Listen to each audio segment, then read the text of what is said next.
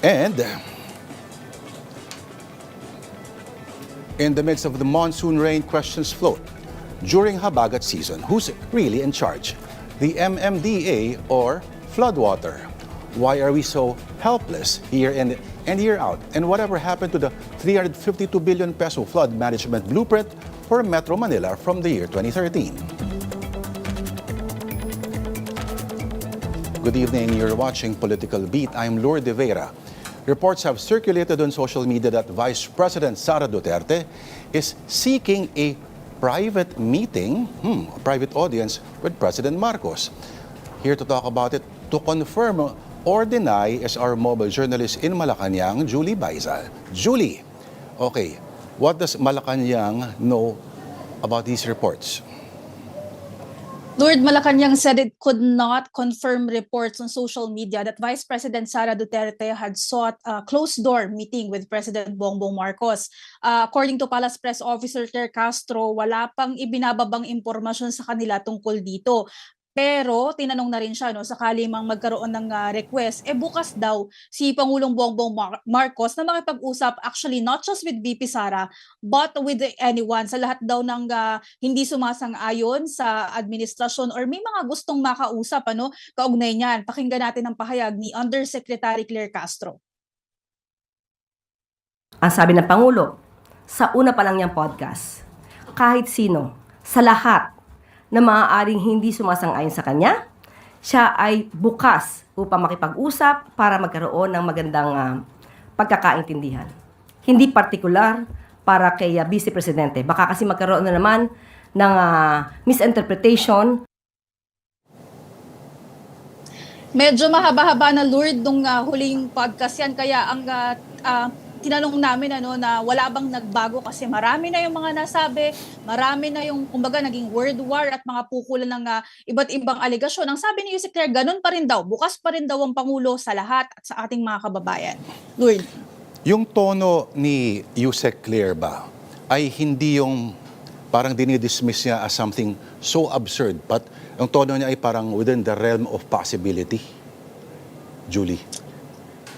Yes, kasi kahit naman ang Pangulo, yun nga yung sinasabi na open sila. And kanina, pinoint out nga rin na kay Yusek Claire na hindi yan hindi yan pagtanggi, hindi mo tinatanggi itong ulat na to. Sinasabi mo lang, hindi mo ba-confirm.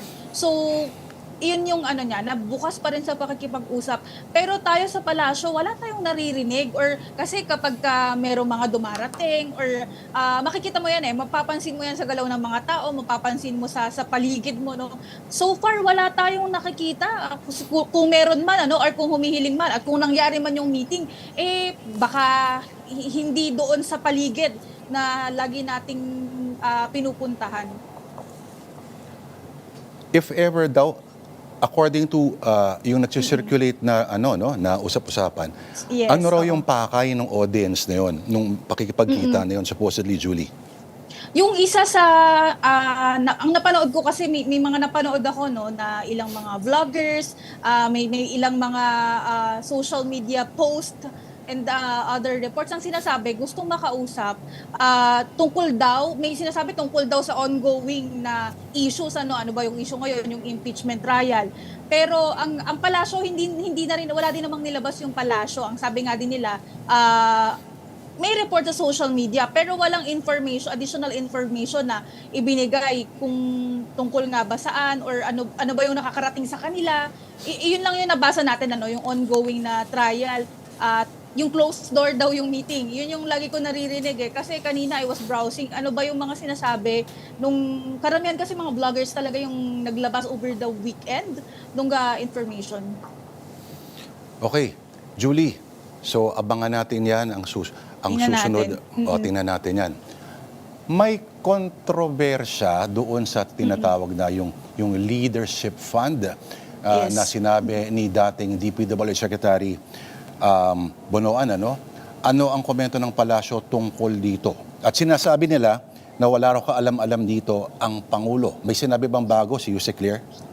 Lord, iyan pa rin yung pinaninindigan nila, na walang alam si Pangulong Bongbong Marcos at hindi nila napag-usapan ni former DPWH Secretary Manny Bonoan. Ang sabi ni Castro kanina, never daw nabanggit sa Pangulo yung sinasabing leadership funds na yan at itinatanggi rin mismo nung economic teams ng administrasyon. Wala din daw yan sa GAA or sa pambansang pondo natin. Pakinggan natin yung naging pahayag ni Yusek Claire kanina. Ang pondo binibigay sa proyekto, hindi sa tao. Kaya siguro nabanggit niya na equitable distribution ang nais ng Pangulo dahil yun ang utos ng Pangulo. Pero when it comes to leadership fund, po ito nabanggit sa Pangulo at ito din po ay dininay ng economic team. So kung meron man silang pag-uusap among themselves dito sa DPWH, hindi po ito kailanman naging programa ng Pangulo. At hindi po nakalagay ang leadership fund sa GAA. Ang dinadagdag pa namin kanina, Lord, hindi ba parang nalusutan kung talagang walang alam ang Pangulo dito sa sinasabing leadership funds? Ang sabi ni Yusek Claire, malinaw naman daw yung utos niya na dapat maayos ang lahat ng proyekto at kapag ka daw kakausapin itong si Secretary Bonoan, parati daw humihingi ang Pangulo ng listahan ng mga proyekto at tinitiyak daw na sa proyekto at hindi nga sa tao mapupunta yung pondo. Hindi naman daw masabi ni Yusek Claire na pinagalitan si Sec at one point na napagalitan ng Pangulo si Secretary Bonoan, pero nung huli daw silang nag-usap ni PBBM, based on his expression, makikita daw sa mukha ng Pangulo na parang gusto niyang sabihin kay Secretary Bonoan na ayusin mo naman yung trabaho mo. Alright, abangan natin ang mga susunod na Saan ang Pangulo bukas, Julie? May mga private events sa Palasyo tomorrow, pero nag-aabang din tayo kasi most likely baka merong meeting with NDRRMC, lalo na kung magpapatuloy na ganito yung lagay ng panahon. Alright, maraming salamat sa iyong ulat ang our mobile journalist in Malacanang, Julie Baiza.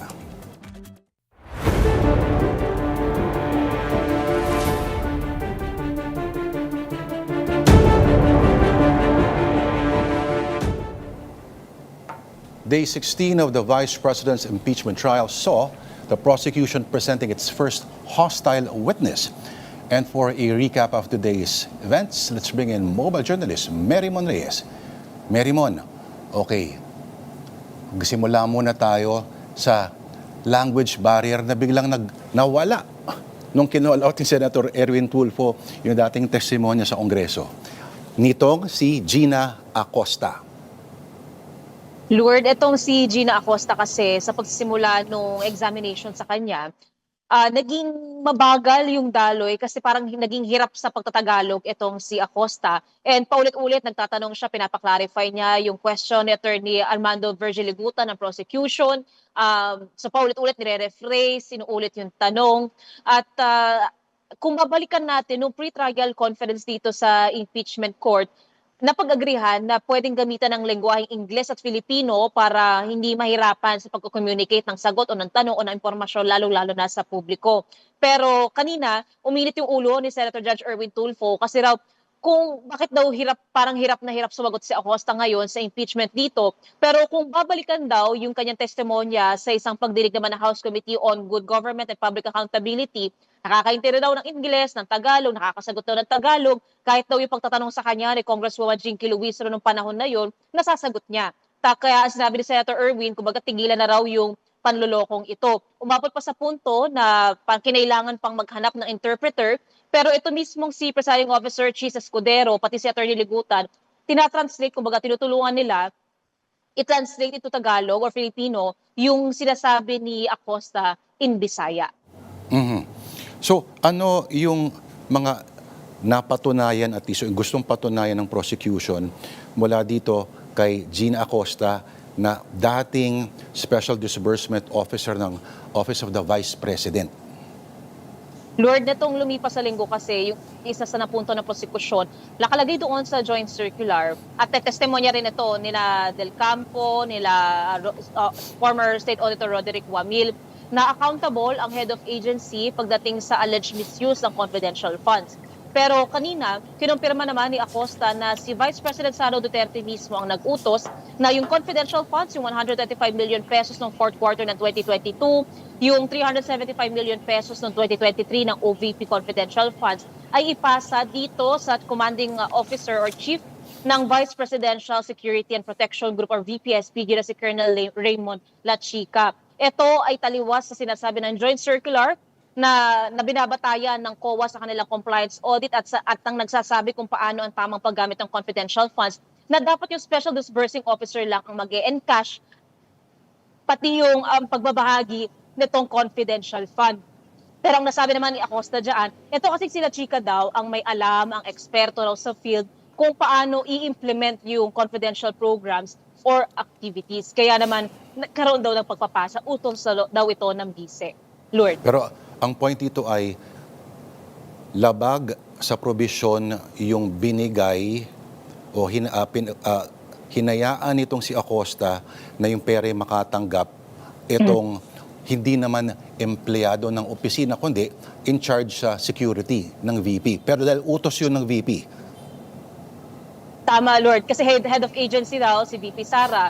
At ito yung naging reason kaya hindi na nag-issue ng notice of suspension kundi disallowance na yung para naman sa confidential funds noong unang quarter ng 2023 kasi nakita nilang direct violation ng COA na direct violation na ito ng joint circular na dapat SDO lang ang nambabahagi ng perang ito.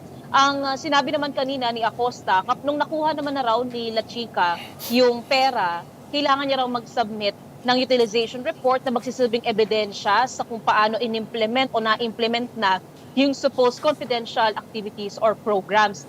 Pero ang isang kinwestiyon ng prosecution kanina, bakit hindi specified yung laman ng kanilang physical and financial plan? Nakalagay lang kasi doon, good governance program, pero walang espesipiko, may target outcomes lang sila, physical outcomes. Pero ang sabi ni Acosta dito, wala naman doon nakalagay doon sa joint circular na dapat itemized. Pero ang sinabi naman ng prosecution, actually ang nakalagay doon sa joint circular, dapat specific or specified yung mga aktibidad. Pero pagdating naman ng accomplishment report, doon na nagiging specified yung isinagawang aktibidad that includes yung tree planting, financial assistance, and medical assistance. Hindi pa natatapos itong si Acosta, itutuloy kailan ang kanyang testimonya, Marymon? Bukas, kung magiging mapagbigay ang panahon. So magpapatuloy yung direct exam dito kay Acosta bukas kung sakali man. Susundin naman ito ng cross-examination ng depensa at kung sakali recross o redirect mula sa dalawang panig.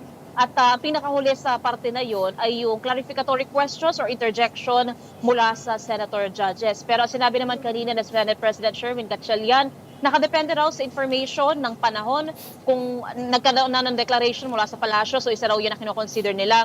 Pangalawa, kapag kunwari raw, red warning yung rainfall system sa Metro Manila at mahihirapan yung pagpunta at pag-uwi ng mga empleyado, ng lahat ng pupunta sa Senado, maaaring mag-declare din ng suspension ang Senado. At ang sabi sa atin ng opisina ni SP Gatchalian, anytime maglalabas na rin sila ng abiso kung matutuloy bukas ang impeachment.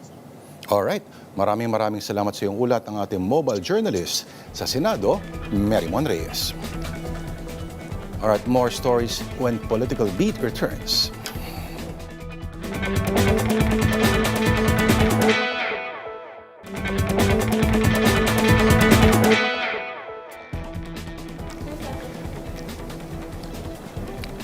Alright, the Philippines national debt is projected to climb to 21.48 trillion pesos by the end of 2027, even as the government insists that its debt remains manageable.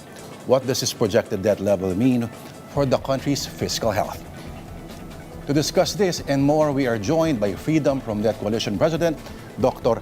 Rene Ofreneos. Doctor, welcome to Political Beat at last. Salamat po. Si Lord po, sir. At I remember, a week ago, ganto rin po yung sitwasyon natin. Opo. Salamat po, sir, for making it. Alam ko po, napakadugo po pumunta rito. Ayan. So, pinuna po ninyo yung hindi pagbanggit ng Pangulo sa kanyang huling SONA sa ating problema sa pagbabayad po sa utang. Sa tingin po ninyo, anong dahilan niya para sa pagsabi, sa pag-ubit po nito, baka confident ho siya na mababayaran natin? Well, yung kanyang mga technocrats at saka mga tao, they always think na kaya nila. But the figures are very concerning.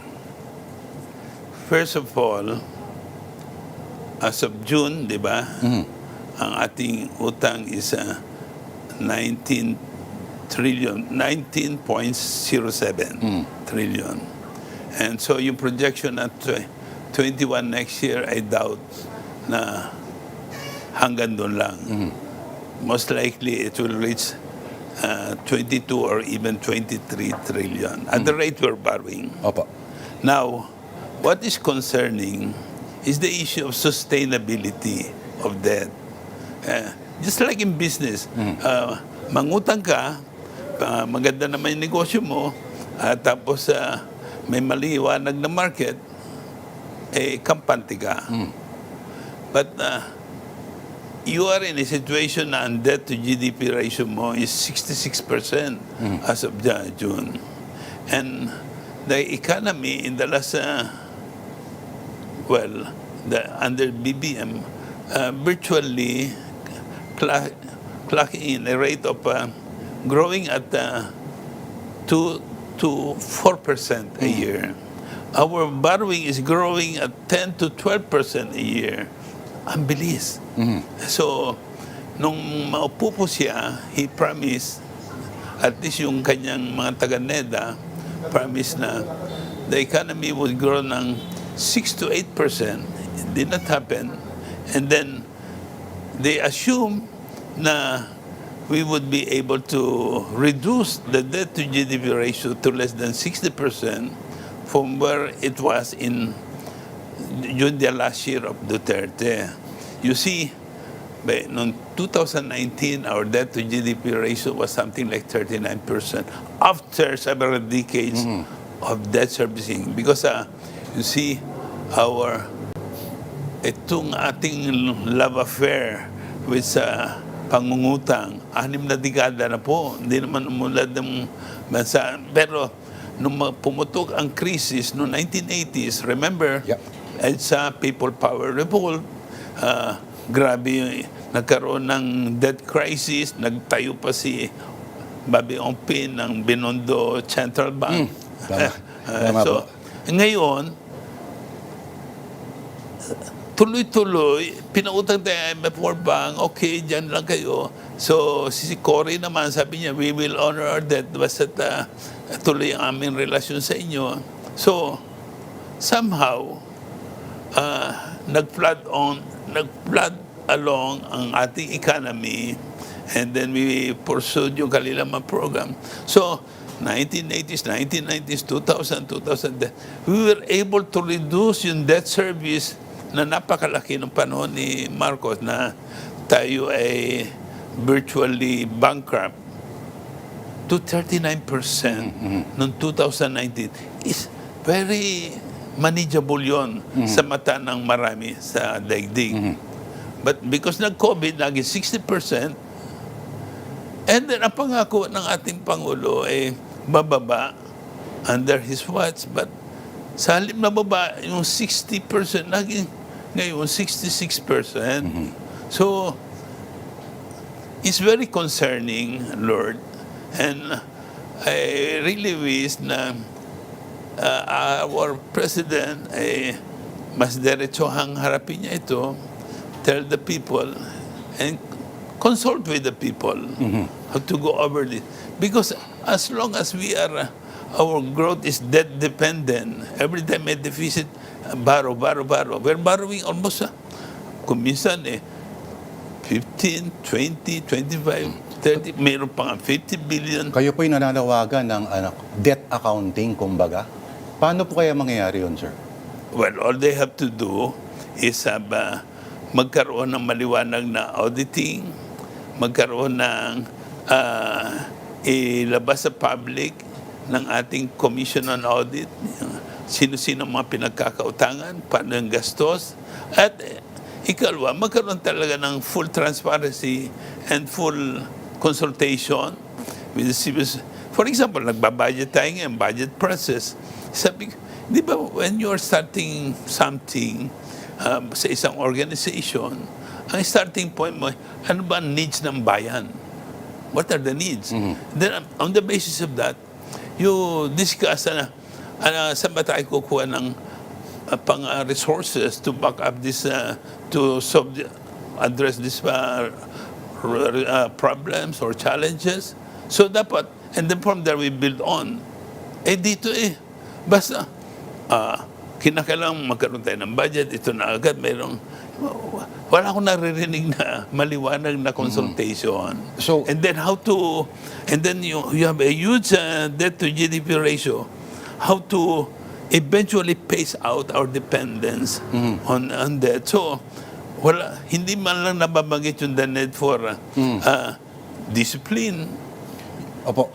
Ang weird po ng mga bansa na may mga pinakamatataas na debt to GDP ratios, no?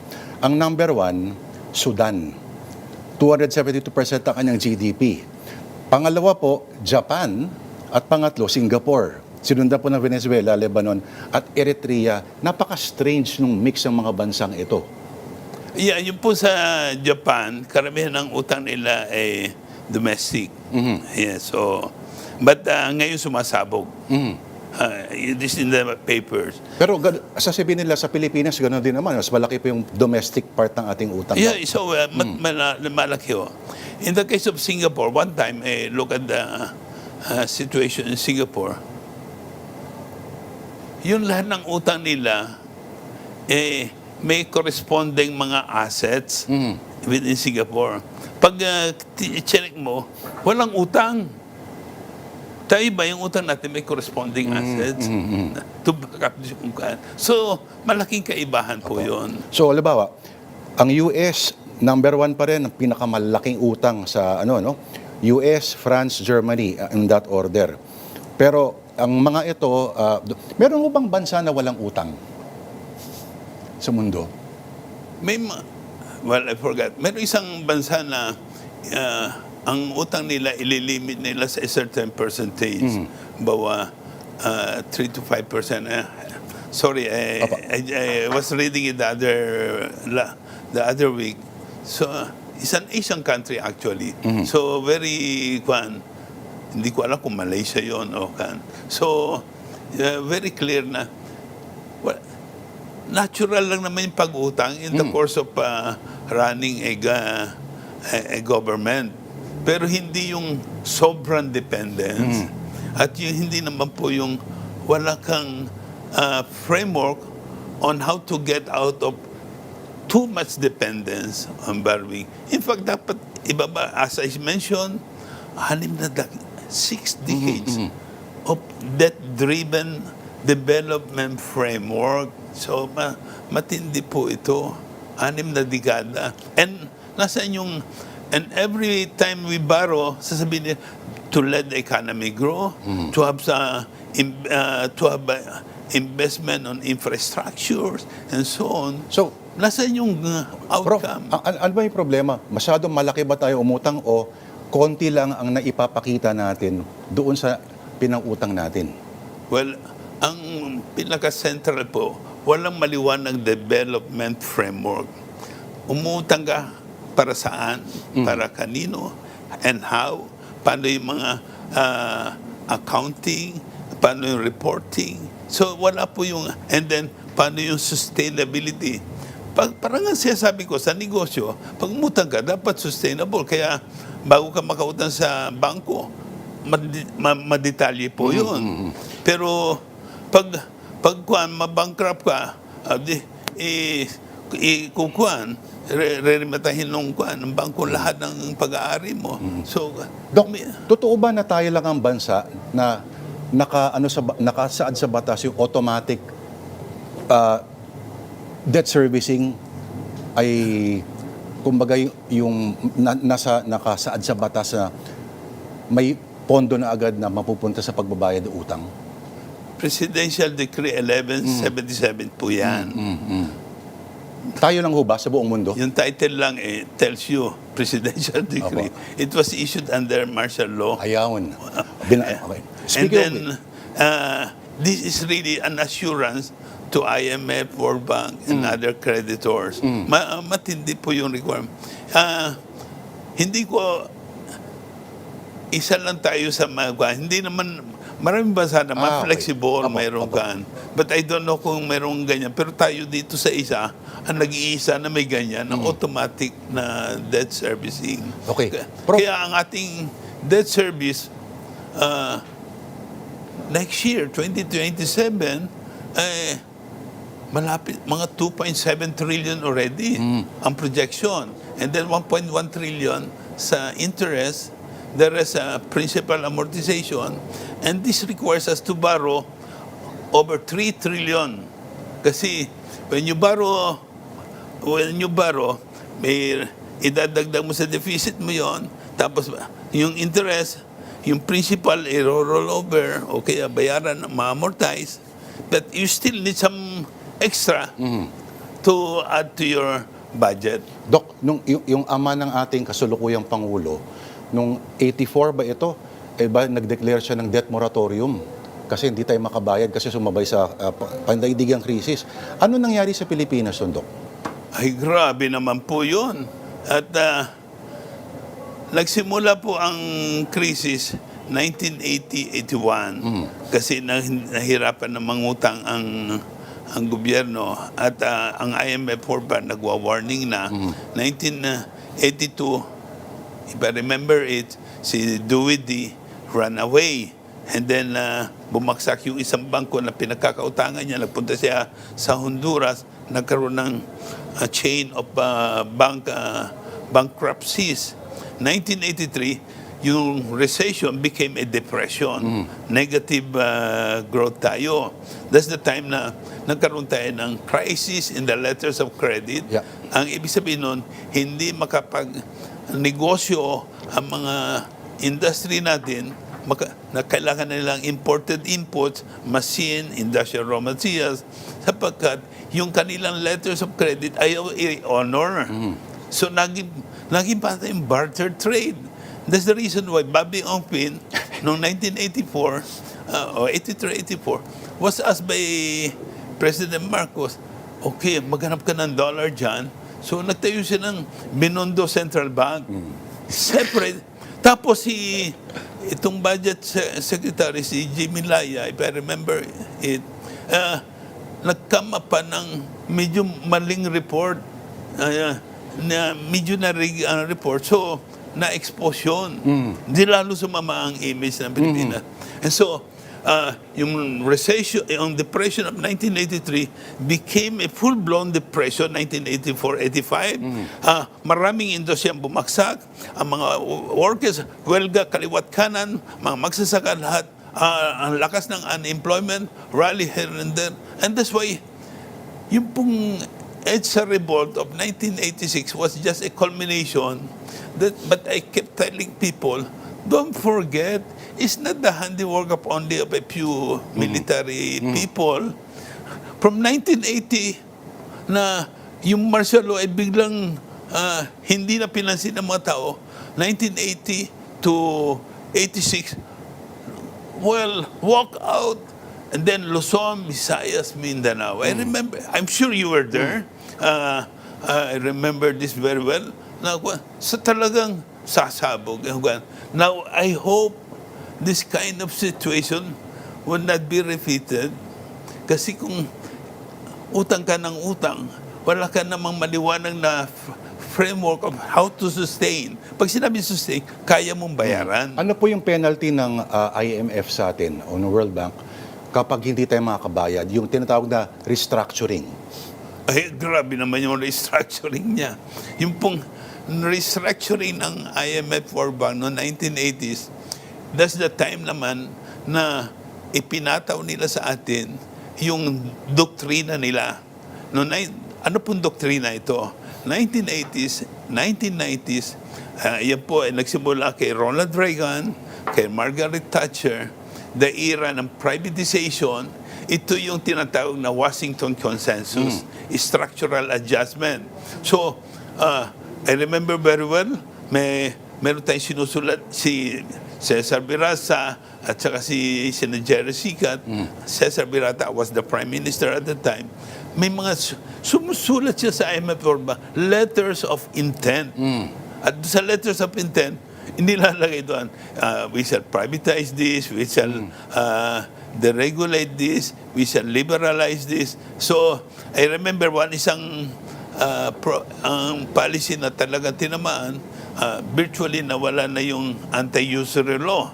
Dati po mayroon tayong anti-usury law. Pag umutang ka sa bangko, Tubo. more than 12% ang interest, that's usurious. Nawala po yun. And then, nag-open sesame. But yung structural adjustment na yun, liberalization of deregulation and privatization of government corporation, later on government assets, and panahon ni Ramos, ginamit na. Tapos privatization ng iba't ibang mga services. Nagpatuloy yun under Ramos, nagpatuloy under ERAP, nagpatuloy kay GMA. So today, we are privatized, deregulated, liberalized. But look what, isang sample lang ng impact nitong program na ito. What happened to our rice industry? Na-liberalize. So, lumawag ang smuggling, napunta sa private sector, yung pag-manage, nawala na lumiit ang papel ng National Food Authority, and we have become the world's biggest rice importer. Dok, ano yung figure ng utang na sabihin natin na itong indicator na to will tell us now we're really in trouble? Well, we're in trouble because yun na nga sinasabi ko, yung debt to GDP ratio is 66%. Nung maupusin nga ang gobyerno ni Bongbong, ang sabi niya, we will lower yung inabot ni Duterte na 60%. Kasi Duterte, because of COVID, from 39% noong 2019 na sobra ang gastos niya nung COVID, and then nilockdown niya ang bansa, sobra naman. Tapos yung iba pong utang, hindi mo alam kung napunta sa Parmali, etc. So, naging 60%. Ang bilis. And then, nangako, ang ating bagong gobyerno, i-lower natin yan. And now it's 66%. That's why last year, itong executive secretary natin, si Recto, sabi niya, medyo hindi na natin gagamitin yung, kasi global standard yung 60% na ratio. Beyond that, may mga question na about kaya ba ng bansa na yon i-sustain, whether it's domestic or external. Sabi niya, yung standard na yan, pwede naman baguhin. Ginawa niya ngayon 70%. Sabi niya 70%.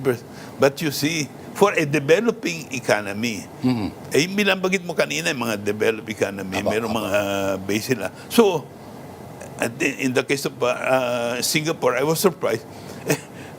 Almost zero utang pala yun. Pag tinina mo, yung mga assets sila. Oo. So, usapin sila, okay, kunyari, Prof, no? If you're a finance secretary at kung tomorrow the president told you, Professor, we reduce our dependence on debt without causing recession or cutting essential services, what would be the first 3 things that you would do? Well, magandang tanong po yun. We need a transition program and a transformation program. So, sa transformation program, you need a development framework na magiging sustainable. For example, bakit ba palaki ang deficit mo? Bakit? One reason is our industry is hollowing out. Our agriculture continues to decline. Even our micro, small, medium enterprises, sabi ni Shell Habitat last year sa column niya, hallowing 500,000 enterprises na wala sa listahan ng PSA. So the economy is hallowing out. But we are growing thanks to the overseas Filipino workers. We're growing because we have some kind of I don't know if you call it an accident, we have the call center BPO. Nako. Those are the 2 legs of the economy. But ang problem, itong call center BPO, threatened by AI. At yung Lumilipat na OFW iba sa naman, India. at ang OFW naman, threatened by the crisis in the Middle East. Correct. And globally, ang lakas ng mayroong rise of racism ng mga. So, we really have to address Yun yung talaga, no? local. Wala tayong industriya talaga, Prof. Maganda ho yung batas na pinasa ni Sani Angara. Tatak Pinoy. Bakit di natin gamitin yun? And then yung pong agriculture, ibalik natin sa sovereignty. A nation that cannot feed its own people, medyo may problema po. Opo. And then, from there, i-address mo how to manage yung pangungutang mo. So, marami pong issue dyan, including yung fiscal discipline. Ay, nako, sinabi mo yan. But we will talk to you again, Dr. Rene Ofreneo ng Freedom from Debt Coalition. Prof, maraming salamat. Maraming salamat. Very enlightening po ang mga paliwanag po ninyo. And I hope we had more time. Okay, Thank you, thank sir. you. All right. Thank you. Thank you Oh, very sorry. much. All right, more developments ahead here on Political Beat. Please stick around.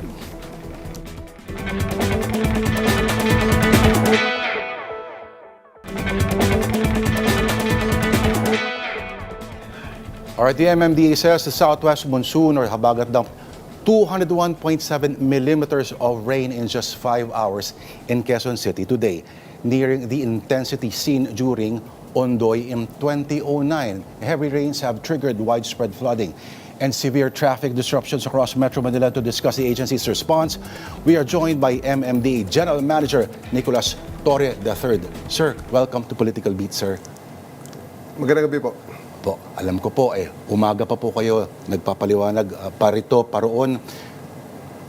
Mukhang ang tambak ng tubig ngayon is, ito talaga yung matatawag ba na force majeure talaga. Yeah. Mhm.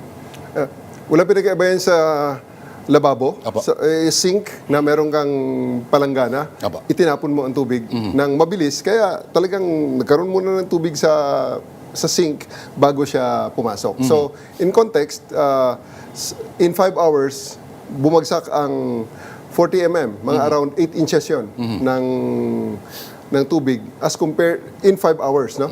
So, as compared sa Ondoy na nagkaroon ng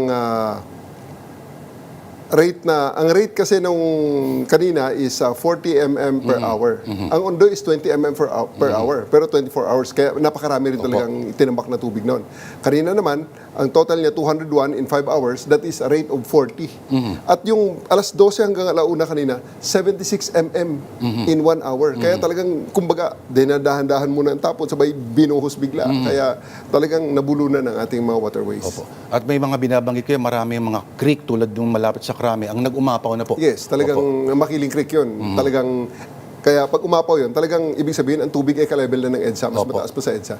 Marami pong nagulat last week, malakas ang ulan pero hindi po ganito kalakas, ano, na ang Malabon at Navotas for the first time, pati Marikina River ay hindi umapaw.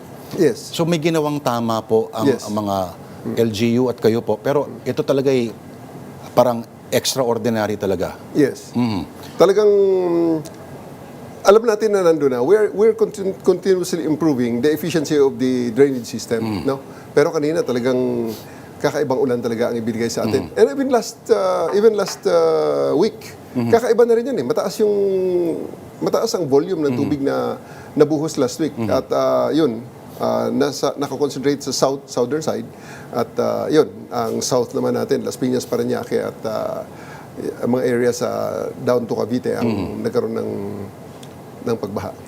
Yung ating drainage, General, ano, ay outdated na sinasabi nila from the 1970s pa.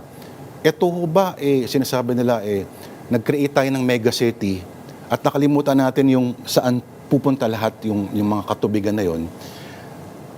Gaano ho ba komplikado yung problema ng drainage po?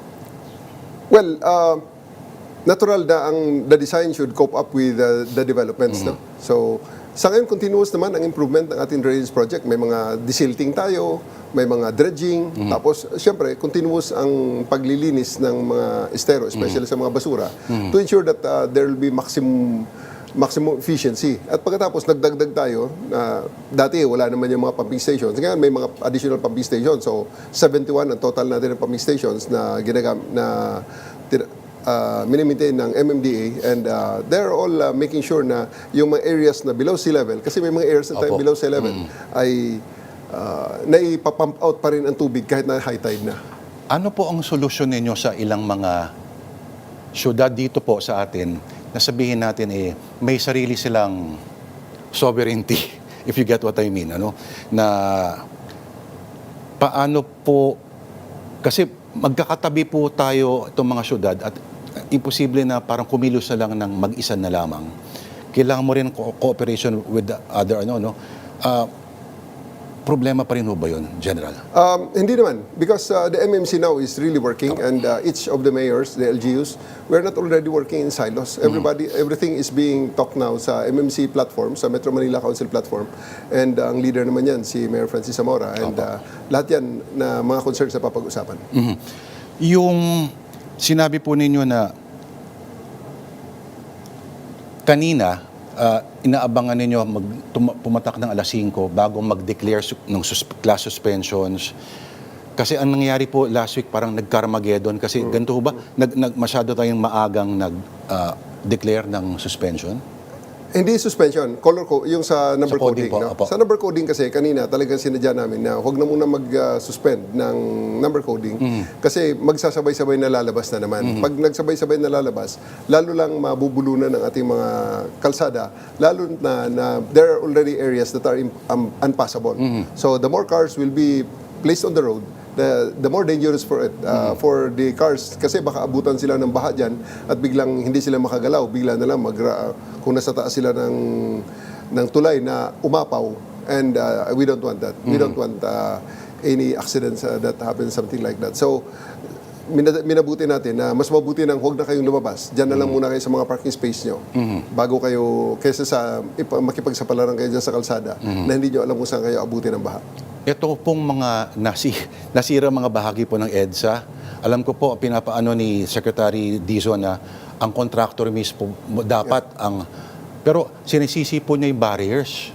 Kasi dahil nagkukolekta daw yung tubig, kaya nasisira daw kapag hindi nakakaapaw o nagdedrain ng maayos yung tubig. Ano pong sagot niyo dun, sir? I think nag-usap na sila ni Secretary Banoy Lopez because the barriers are owned by the DOTR. That's for the bus lane, and the DOTR is managing that. I think nag-usap na sila regarding that matter on the adjustment. And MMDA can assist in the readjustment of the barrier by providing the heavy equipment.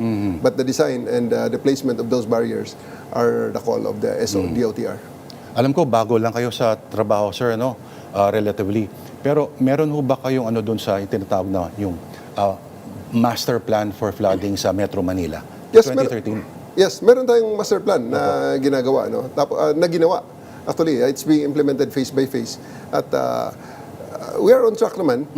Although, syempre, may mga adjustments pa rin. Kasi there's always adjustment that has to be made because there will be when it was made, there are assumptions made, and those assumptions may not already be valid and may need some adjustments. Pero I think it's being implemented in accordance with the plan. Yung spillway po sa Parañaque, ano na pong update dun? Spillway. Bahagi po ng master plan po dapat. Yeah. Opo. There are examinations on, there's a possible that there may redesign or adjustments on the design. But overall, andyan naman yung ating master plan na ini-implement natin. So wala pa namang major adjustments na gagawin dyan. Tama ko ba yung naalala ko? Ang engineer din po kayo? Ang basic ng course ko before ako punta Oo, ng yun, naalala. is Tama. engineering. Yeah. So may na-apply kayo mga teorya po? Meron naman, kahit paano, na nakakaintindi. Ano po yung isang bizarre engineering reality na hindi mapapaliwanag na only in the Philippines lamang? Parang hindi ko yata alam ang tinutukoy mo. Hindi ko po alam. Baka may alam ko na parang it defies explanation, kumbaga. Na ang baha simple lang ho ba problema natin talaga sa baha? General. Ang baha naman kasi is a multifaceted problem, no? It has to be emphasized na there are lots of causes ng baha. Okay, number one, like itong force majeure. Kahit na ang design capacity natin is ang design ng ating drainage system ay based sa isang 30-year and a 100-year data sa isang study ng JICA, no? Ang isa sa mga assumptions doon, ang nakita na average doon is parang 239 nung sa 30-year study. Pero sa 100-year study is 294 mm in 48 hours. Because the assumption is that sa mga habagat dito na dumadaan at sa mga bagyo na dumadaan, ang downpour is averaging 48 hours. Opo. So sa 48 hours yun, 294 o 239 depending sa length depende sa haba ng period na kino-consider. But today it's in 5 hours it brought us 201 of rain in a span of 5 hours for a rate of 40, and in a single span in 1 hour there is 76 na binagsak. So nakita natin na talagang sobra-sobra sa design capacity, no? So but hindi yan ang rason. Hindi yan ang pwedeng gawing palusot natin, no? Hindi pwede yan. Kasi one is force majeure, and second, syempre, may mga design capacity ang ating mga drainage system, ang ating flood control mitigation measures na posibleng kailangan natin i-re-examine kasi sa dami na rin ng mga nangyayari, ang absorptive capacity ng lupa ay nag-iba na dahil marami ng building na inilagay. So, maybe there's a need to re-examine all of those. At pangatlo, andyan din siyempre yung human intervention. Merong basura, merong siltation, merong mga nagbabara sa mga drain system natin na wala naman sa design. So, yan, may mga bagay-bagay. So, ang cause ng flooding may differ from one situation to another or one area to another. So, kailangan ma-examine kung ano yan. At pagkatapos, nandun ang ating, dapat pinpoint ang accuracy ng ating intervention. General, sa Davao ho ba, nabanggit nyo dati minsan yung effectivity ng flood control measures ng syudad na yun, ano? Nung binaha yung bahay po ninyo ay inabot ng... Pero paano kaya maiko-compare yan sa ginagawa po dito sa Maynila? I cannot really say anything about the Davao flood control system kasi hindi ko naman siya pinag-aralan ng masinsinan because it's beyond my concern dito sa MMDA. Alright, General. Maraming salamat po sa oras na binigay ninyo sa amin. Alam ko po may susunod pa kayong appointment. Thank No you. worries. We appreciate that time. Thank you, sir. Thank you. Alright, MMD General Manager Nicolas Torre III. Thank you, sir.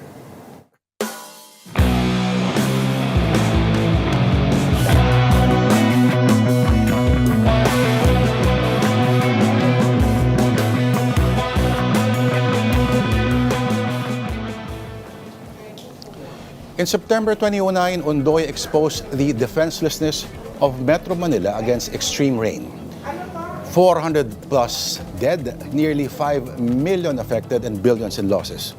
But only after 3 years was a comprehensive flood management master plan approved in 2012, envisioned as a 25-year program costing 352 billion. It targeted river improvements, catchment areas, Laguna de Bay protection, the Parañaque spillway, modernized pumps, better waste disposal, and early warning systems. It was deliberately conceived as a project that succeeding presidents would have to continue. And continue they did, at least with the spending. Emphasis on the word spending. Flood control appropriations reached roughly 635 billion during Duterte and another 648 billion in just 3 years under Marcos. About 1.28 trillion altogether. Yet many of Metro Manila's most important defenses remain unfinished or mired in clearances, land acquisition, relocation, and other problems of bureaucracy. And the Parañaque spillway itself remained under environmental evaluation years after it was proposed. But here's the real scandal. We have engineers who understand all of this. We have master plans, hydrological studies, flood maps, weather and geohazard maps. We have known since at least Ondoy in 2009 that the existing system is inadequate. We have built a mega city faster than we rebuilt the drains underneath. Roads, subdivisions, malls, parking lots, and buildings replaced permeable soil with concrete. So when Manila floods in 2026, we cannot keep describing it as an unfortunate encounter between extraordinary rainfall and plastic trash dumped by the Pasaway. The NDRRMC can't just keep sending us automatic emergency messages that can be heard all the way to the Senate impeachment court. By the way, those messages are stressful. So here's a rather painfully expensive punchline.